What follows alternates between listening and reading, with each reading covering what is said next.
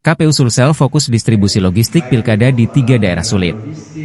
Komisi Pemilihan Umum, KPU, Sulawesi Selatan, Sulsel, memberi perhatian khusus pada 3 daerah terkait pengiriman logistik pilkada serentak, yaitu Kabupaten Pangkep, Luwu Utara, dan Kabupaten Selayar. Ketiga daerah ini memiliki kecamatan yang sulit dijangkau, sehingga pendistribusian logistik memerlukan strategi khusus.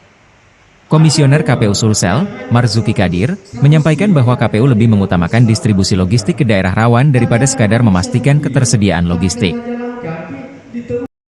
Di Makassar,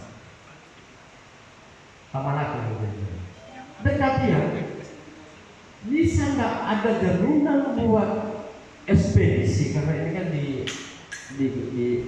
pihak ketiga kan tidak dihadang di sekitar daerah sini. Karena kenapa? Kenapa kami punya kekhawatiran itu? Karena kami juga lihat sejarah, Pak. 5 tahun yang lalu, 10 tahun lalu, pada saat distribusi logistik dari KPU Makassar misalnya contoh ke Tamalate,